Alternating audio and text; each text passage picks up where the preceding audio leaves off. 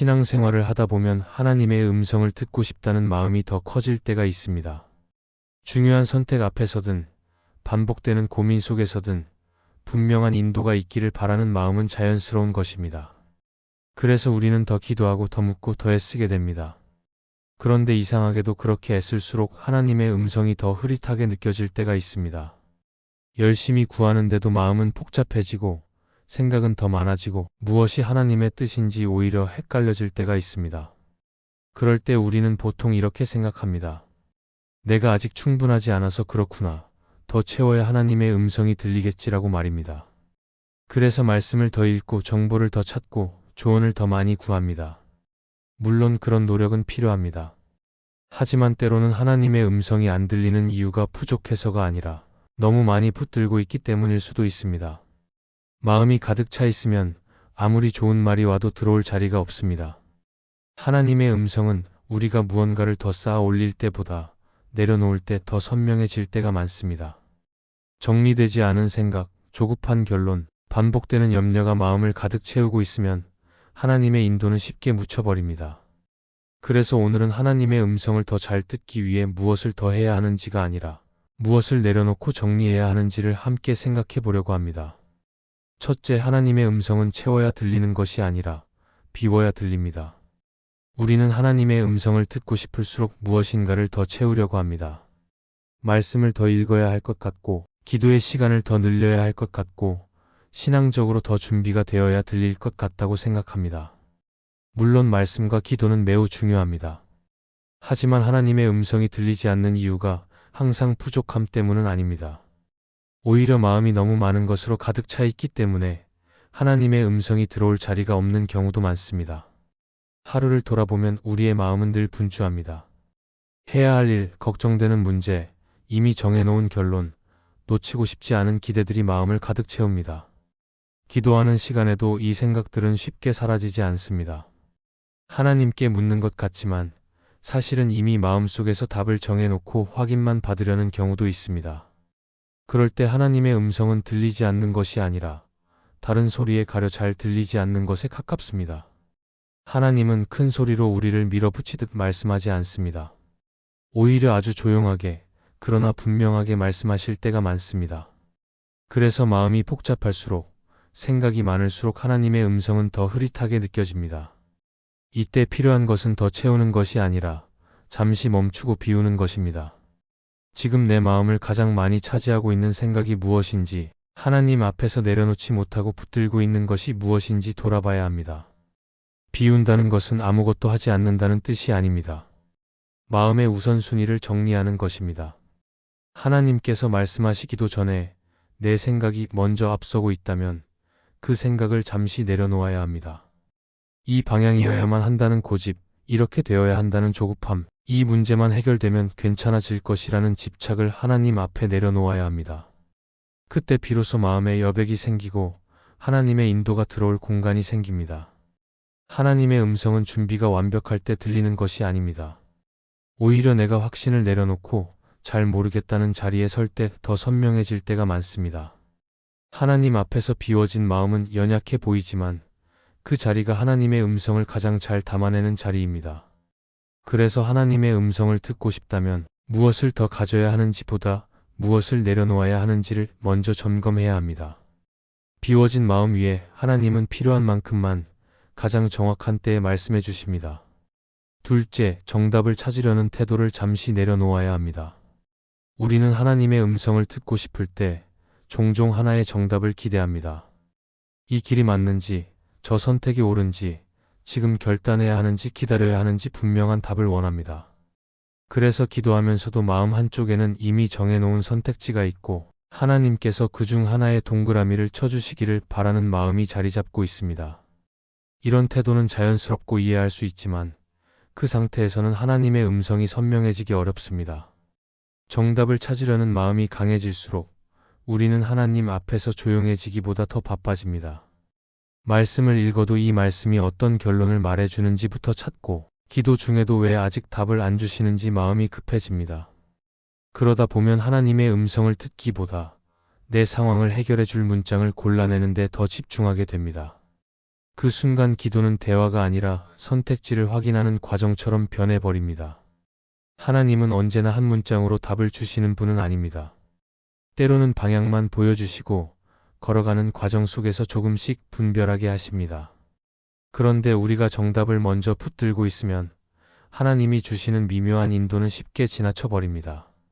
정답을 찾고 있다는 이유로 사실은 하나님이 하시는 다른 말씀에는 귀를 닫고 있을 수도 있습니다. 하나님은 지금 기다리라고 말씀하고 계시는데 우리는 계속 결론을 달라고 조급해하고 있을 수 있습니다. 정답을 내려놓는다는 것은 믿음을 포기하는 것이 아닙니다. 오히려 하나님을 더 신뢰하는 태도입니다. 내가 모든 것을 명확히 알아야만 움직일 수 있다는 생각을 내려놓고 하나님이 이 과정을 통해 나를 어떻게 빚어 가시는지에 관심을 두는 것입니다. 그럴 때 하나님의 음성은 결론보다 관계 속에서 들리기 시작합니다. 무엇을 선택할지보다 어떤 마음으로 선택할지를 먼저 다루시는 하나님의 인도를 경험하게 됩니다. 정답에 집착할수록 마음은 좁아지고 하나님의 음성은 멀어집니다. 반대로 정답을 잠시 내려놓으면 마음은 열리고 하나님의 말씀이 더 넓게 들립니다. 지금 당장 결정해야 할 답이 없어 보여도 괜찮습니다. 하나님은 우리의 삶을 시험 문제처럼 다루지 않으십니다. 하나님의 음성은 정답을 맞히는 사람에게만 들리는 것이 아니라 하나님을 신뢰하며 함께 걸으려는 사람에게 점점 분명해집니다. 그 신뢰가 자리 잡을 때 우리는 생각보다 훨씬 선명한 인도를 경험하게 됩니다. 셋째, 설명되지 않는 시간을 실패로 규정하지 않아야 합니다. 신앙생활을 하다 보면 분명히 이해되지 않는 시간들을 만나게 됩니다.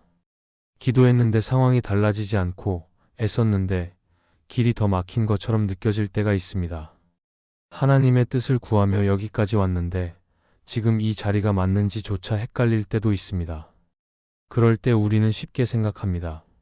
내가 뭔가 잘못한 건 아닐까? 하나님의 인도를 놓친 건 아닐까? 그래서 이 시간이 이렇게 답답한 건 아닐까 하고 말입니다. 설명되지 않는 시간 앞에서 우리가 가장 먼저 하는 일은 그 시간을 실패로 규정하는 것입니다. 뜻대로 풀리지 않으면 잘못된 선택이라고 생각하고 응답이 없으면 하나님이 멀어졌다고 느낍니다. 그래서 마음속에 조급함과 자책이 함께 자라납니다. 그러나 모든 막힘이 잘못된 길을 의미하지는 않습니다. 하나님은 언제나 즉각적인 설명을 주시지 않지만 그렇다고 아무 의미 없이 우리를 그 자리에 두시지는 않습니다. 하나님은 우리에게 결과보다 과정을 통해 말씀하실 때가 많습니다. 설명이 없다고 해서 하나님의 일하심이 멈춘 것은 아닙니다. 오히려 우리가 설명을 붙일 수 없을 만큼 조용한 시간 속에서 하나님은 우리의 마음을 정리하고 계실 수 있습니다. 그런데 우리가 그 시간을 실패로 단정해버리면 하나님이 하고 계신 일을 끝까지 보지 못하고 스스로 자리를 떠나버릴 위험이 생깁니다. 설명되지 않는 시간은 믿음이 작아졌다는 증거가 아니라 믿음이 훈련되고 있다는 신호일 수 있습니다. 모든 것이 분명할 때 믿는 것은 어렵지 않습니다. 그러나 아무 설명이 없을 때도 하나님을 신뢰하는 것은 다른 차원의 믿음을 요구합니다. 이 시간에는 하나님의 음성이 크고 분명하게 들리지 않을 수 있습니다. 대신 하나님은 침묵 속에서 우리를 붙들고 계실 수 있습니다. 그 침묵이 거절이 아니라 준비의 시간일 수 있다는 사실을 놓치지 말아야 합니다. 우리는 자주 하나님께 이유를 묻습니다. 왜 지금인지, 왜 이렇게 오래인지, 왜 아무 변화가 없는지 묻습니다. 하지만 하나님은 언제나 이유부터 설명해 주시지 않습니다. 먼저 우리 마음이 어디에 머무는지를 보십니다. 설명되지 않는 시간 속에서도 하나님을 신뢰하는지 아니면 빨리 벗어나기만을 원하는지 살펴보십니다. 그 과정에서 하나님의 음성은 명령이 아니라 동행의 방식으로 다가옵니다. 설명되지 않는 시간을 실패로 규정하지 않을 때 우리는 조급함 대신 기다림을 배우게 됩니다. 이 기다림 속에서 하나님의 음성은 조금씩 방향으로 들리기 시작합니다. 당장 모든 것이 이해되지는 않지만 이 자리를 떠나지 말라는 마음, 지금은 버티라는 마음, 오늘 하루를 충실히 살아내라는 마음으로 다가옵니다. 그 음성에 귀를 기울일 때 우리는 뒤늦게라도 깨닫게 됩니다. 설명되지 않던 시간이 헛된 시간이 아니었고 하나님은 그 시간 속에서도 분명히 우리를 이끌고 계셨다는 사실을 말입니다.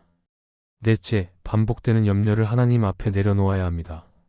하나님의 음성을 듣기 어렵게 만드는 가장 큰 이유 중 하나는 마음속에 끊임없이 반복되는 염려입니다.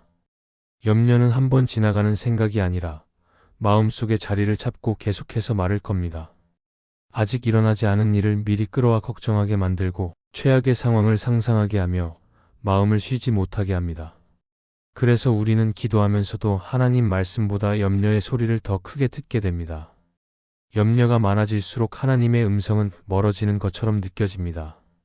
사실 하나님이 말씀하지 않으시는 것이 아니라 염려가 너무 시끄러워서 하나님의 음성이 묻히는 경우가 많습니다. 기도 시간에도 마음은 이미 다음 상황으로 달려가 있고 아직 오지 않은 문제를 해결하느라 하나님 앞에 머물지 못합니다.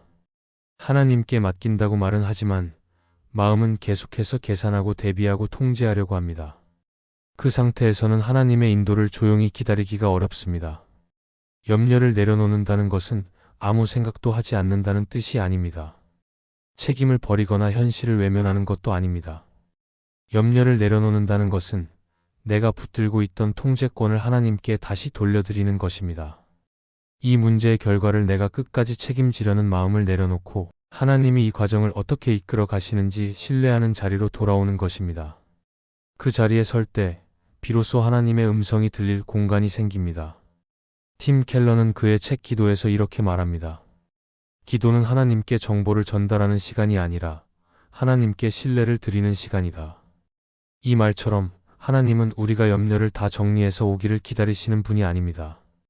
염려가 있는 그대로 하나님 앞에 가져오기를 원하십니다. 그리고 그 염려를 붙든 채로 하나님의 음성을 들으려 하지 말고 내려놓은 자리에서 다시 듣기를 원하십니다. 염려를 내려놓기 시작하면 하나님의 음성은 명령처럼 들리기보다 방향처럼 들리기 시작합니다. 지금 당장 모든 것이 해결되지는 않아도 괜찮다는 마음, 오늘 해야 할 것만 충실히 하면 된다는 마음, 이 길을 혼자 걷고 있지 않다는 마음이 조용히 자리 잡습니다. 그것이 하나님의 음성일 수 있습니다. 크고 분명한 말이 아니라 마음을 안정시키는 방향으로 다가오는 인도입니다. 반복되는 염려를 붙들고 있을 때 우리는 하나님의 음성을 확인하려고 합니다. 하지만 염려를 내려놓을 때 우리는 하나님의 음성을 신뢰하게 됩니다. 그 차이가 큽니다. 하나님은 염려 위에서 말씀하시기보다 내려놓음 위에서 인도하십니다.